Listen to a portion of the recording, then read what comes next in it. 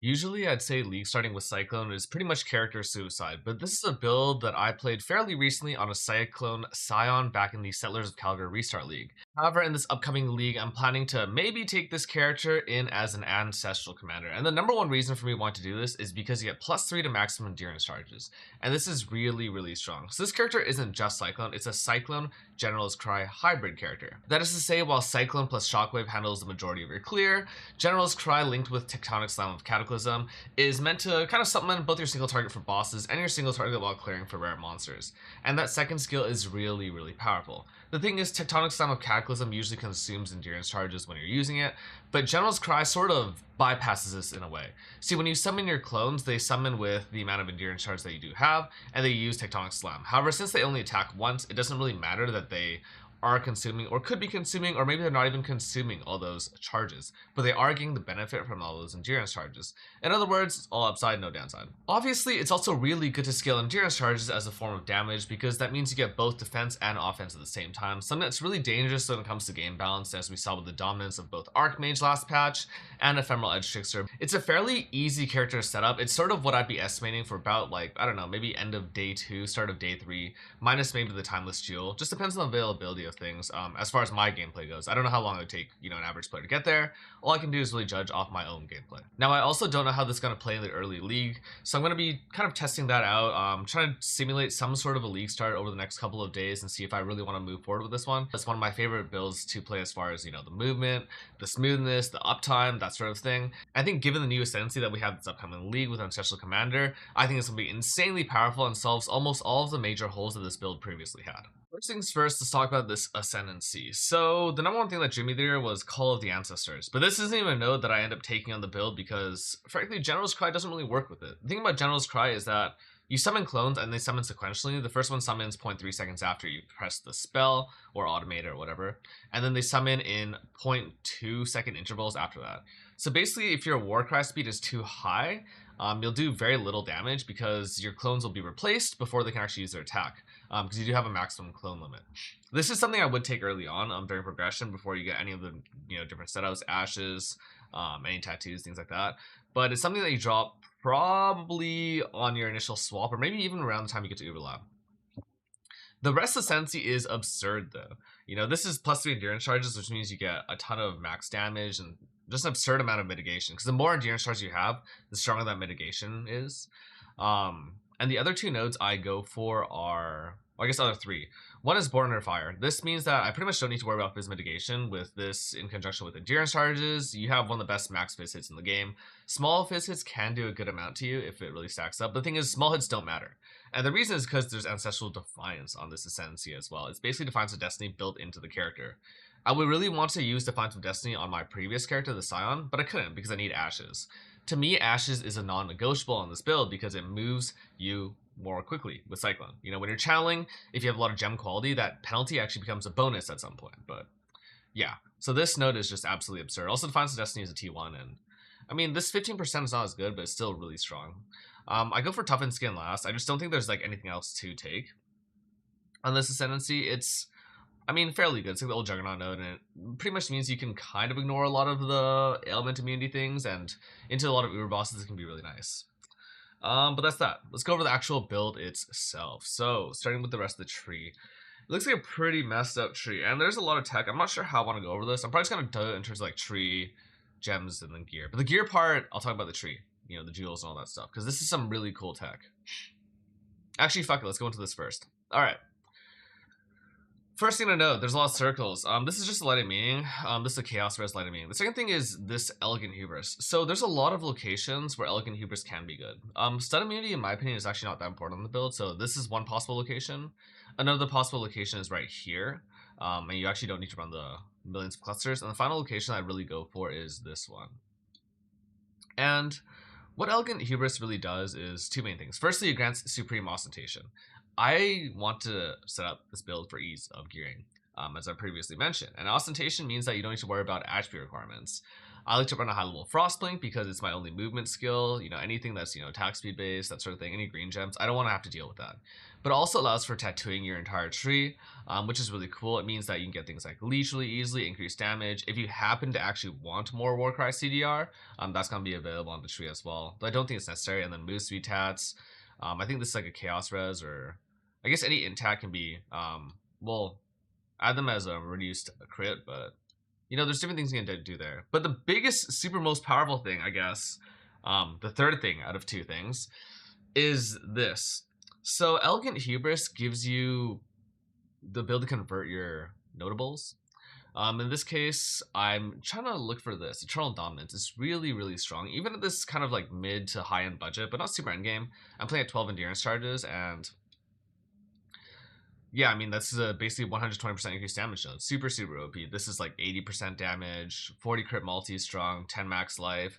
Power charge on crit is useful, flask effect. You can actually even go for a fully suppressed cap setup if you want to on this by just using this jewel. I mean, like, each suppression node is 12%. If you actually gear this for suppression, it's actually really, really easy to hit. So it's a super good combo to play this with Wormhole, because it basically means that you can take these massive notables without having to path through these small nodes, which is really, really great. But then these two are also freebies in this tree location because, you know, of where it is. Avatar Fire Impossible Escape is also insanely strong. It comes in and out in terms of being really expensive and kind of just medium expensive. This particular node's great, better than most builds, because most builds don't play crit maces. And because this build does, Blacksmith's Clout is really powerful. It's like, I don't know, I think it's like 11 or 12% more DPS, probably like 11%, which is really, really good, but also enables this, as previously mentioned. And then these two nodes are definitely no slouch. Vanquisher is just okay, but it does help out a little bit. And then, you know, plus 2 max res, I'm take that every day of the week. The rest of the tree is like Marauder start. Early on I do RT pathing, and I probably path with like Thunder and stuff, but later on you want to set up for double cluster. The early tree versus this one's not too different. I've made 2 separate POBs instead of making all in one POB because I'm really lazy. But also paths by RT. So before you go for any sort of crit swap, it's really, really natural, I think, to play this build, and really, really easy transition between things. The rest of the same with the tree, you can just like read it. It's pretty straightforward. If you don't have enough nodes, probably drop like, you know, increased damage or max life or whatever it is. But it's so easy to hit 100 in this game. Gems setup.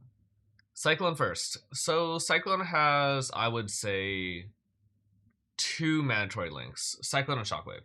Maybe a third one, Endurance Charge on Melee Stun. This is really big for having Endurance Charges while mapping. On bosses, you have a mix of Endurance Charge generation from the Cluster Jewel over here. Mob Mentality, but you also have the option to press Enduring Cry because you have that on rings. The rest of it's more optional. I would probably always play Pulverize. I've kind of done these in order of priority. Enhance is one of those things where if you have a lot of damage, you have more than you possibly could need to kill white and blue packs, then yeah, you could probably take Enhance. 26% move speed is sick, and you know, I would love to take it. I'm just not sure if it really fits, but yeah, that's that. Infuse Channeling is really cool. It doesn't actually benefit, I think, Shockwave's damage, which is kind of a bummer. But it is good for your max hit, you know, just 10% less damage from hits. Of course I take that. Cataclysm. Cataclysm links are pretty much just grab Tech Slam, General's Cry, Auto Exertion, and then a bunch of damage links. So Pulverize kind of POBs and shows, and in theory is not good because it's an attack speed penalty. And one of the things that we struggle with is getting all of our clones out. The thing is, as long as they start the animation for their attack, that attack will go through.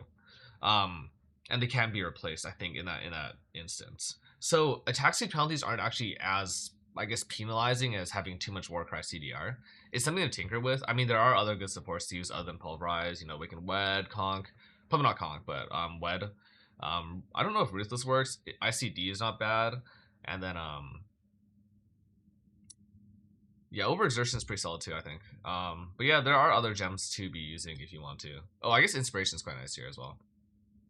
Yeah. In my gloves, I run Blood and Sand as one of my auras. This toggles for bosses as, you know, it's intended to be. I have a second curse on Punishment. This is the only curse I self-cast. It's really great generic damage curse, and it's really good because I do play Inversion Mastery over here. And then I run a single Desecrate. I self-cast this for bosses. I don't need to cast while channeling. That's, as mentioned in previous videos, not something I care about. And then a level 1 Precision just to enable Watcher's Eyes. Over here, Ass Mark, Mark on Hit. I think this is a good setup because it actually helps you with your power charge generation while mapping, which means more crit consistency while mapping. And then Life Tap, Frostblink. Finally, my, I guess, third utility setup is 2 more auras, Reservations, Herald of Purity, Herald of Ash. I like Ash. I just think it makes the build look nicer. Purity's the much like, or I guess slightly stronger aura, but you know, having this like the spare heralds just makes gameplay always feel good. And then Blood Rage is actually really nice because you have almost no increased attack speed, and it helps out with your frenzy generation. And then finally, War Banner is just one of those things you press for single target. And the single target actually does have like a rotation to it per se, because that's how melee is intended to be played. Okay, thank goodness we've been playing PoE too. It's not hard. Basically, you swap stances from sand to blood. You drop your banner. You know, these are the melee tools.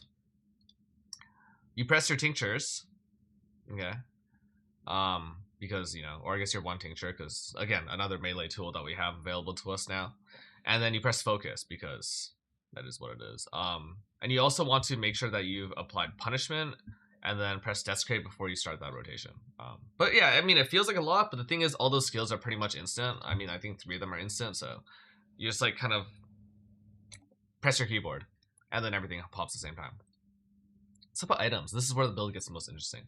Firstly, this career mall. I have never seen someone use this set of mods because it's kind of inefficient, in a sense. So most people would try to, in Settlers League, especially because we have recoms, go for triple T1 or triple T2 fizz on the prefixes, then do suffixes afterwards. I don't love that as much. I think the Vagencraft hits can be evaded is actually really good on this build, especially since I'm playing Ostentation. I think it's fairly hard to get accuracy on mace builds. It means you have to do a ton of things with, like, I don't know, jewels, tree, whatever, gearing wise, and that's really not fun. This is much simpler to do, much easier. It's not what you do in the very, very end game, but I think it's a pretty efficient step to go for. With recomming, I mean, I would settle for up to T2 on the increased fizz. Flat fizz is really easy to get T1, but I would settle for T2 there as well. But I would definitely do this through meta modding. There's a ton of videos on how to recom stuff, but basically you got to pick up a ton of career malls and then alteration spam and then get the right mods and then do some meta mod crafting stuff. But exclusive mods do still work, and that's really strong. I've made this weapon before in Settlers a few times, and it's not really that bad. It's like 1,000 ult or something to hit T1 increase fizz. The next thing I'll talk about is Utilas. Because I'm using Utilas, it makes the gearing really easy in a sense. So Utilas gives you just a ton of life if you don't have life on other gear. Thing is, the uniques that I want to use on this build, primarily Ashes and early game Calm Sign, don't. In the late game, I wouldn't use this chest at all. Like in the really, really late game, when you're playing with Synth Implicits, that sort of thing. But early on, when you're playing with like Calm Signs and stuff, this thing is just crazy, crazy good. It's also nice that we're mostly, you know, red-based gem socket setup, so it's really good. Rimsword is the next unique. Just like kind of helpful for 2 main reasons. Firstly, it does give you more damage because I have more elemental damage scaling. Really easy to get good corruptions on this. +1 frenzy, maybe like, I don't know, base attack crit, maybe attack speed's even okay. Elite weak on hit could be good instead of punishment, depends how you want to play, that sort of thing. But that fizz convert to cold is actually underrated because it does mean you do more cold damage. And more cold damage means a higher brittle application, right? Because we're playing Seekers of Suffering on this tree over here. And higher brittle means higher crit chance. It means more consistent damage and just more damage before you get like that big ramp coming out. Last 2 uniques, I'm using Ashes. It just makes you really fast. It's a huge DPS multiplier because it like scales your General's Cry as well, really, really well. But it does preclude the use of any sort of additional Warcry CDR stuff. It means I'm also not pathing Deep Breaths on this tree. I've just skipped this entirely, even though it's right here. I've put the Supreme Ostentation there instead. And then 2 Calm Signs. So it's important that these are corrupted for implicits that aren't life. Because if you don't do that, then they have a life implicit, and then you can't pair it with Utilas. Max res Calm Signs cost, I think, like 2 Chaos last time I bought them. I mean, like, this gear is actually all really, really easy to get so far, right? Rares. You don't need life on them, and that makes them easier to do. Personally, for a rare like this, I would probably be looking at Broad Crafting. You don't really need like super high armor because you have so much base fizz mitigation, so it's not that important. It's just like the ideal base to be using. But yeah, implicit wise, I like increased ailment effect because it scales your alt ailments, which are super powerful, reduces mana cost.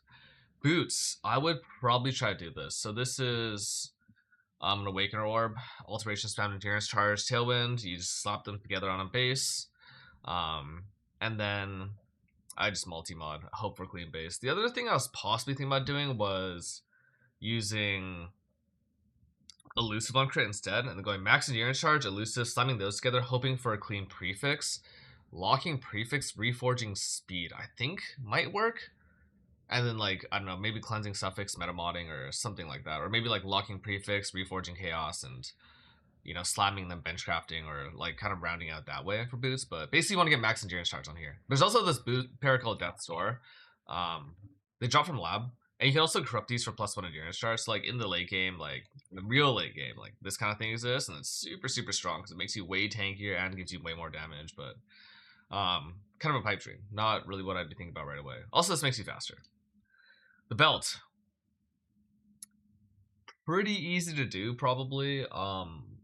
It's one of those things that on trade you just kind of buy, but I would probably go for a Chaos Res Essence or Reforged Chaoses until I hit one useful res, and then maybe a second useful res, I don't know, something like that. And then for prefix, anytime you have your suffix complete, like not like this belt, but if you have like triple suffix, and you just like reforge attack for prefix, and that will give you elemental damage to the attacks guaranteed. Jewel, multi, res. Blast setup. Prismatic Tincture I prefer over crit. I don't like using the crit tincture for one main reason. It makes PoBing it harder. Thing is, when you're clearing, your crit chance is something more like I guess like this-ish. I mean, your brittle's okay because it does apply. It's probably something like this. That's probably your crit chance while clearing, which is still fine. So you're playing Cyclone and Shockwave. And as soon as you apply the brittle, it's not too bad. But yeah, you don't want to stack too much conditional crit. You want to make sure you can actually like hit things when you're mapping. So I prefer the Prismatic here. Just tell me the PoBing. I think it is better in general, but I'm not sure it's close. Bottle of Faith, crazy, crazy good flask for this build. It's actually insane. Especially because I'm using increased effect. The thing is, if you take more than this time to kill a boss, the 7.4 seconds, skill issue. I mean, I'm PoBing at 100 million DPS. It's within the burst window, but I mean, things in PoE just don't have that much HP. Instant Life Flask, Quicksilver with move speed, and then this is a Flex Flask.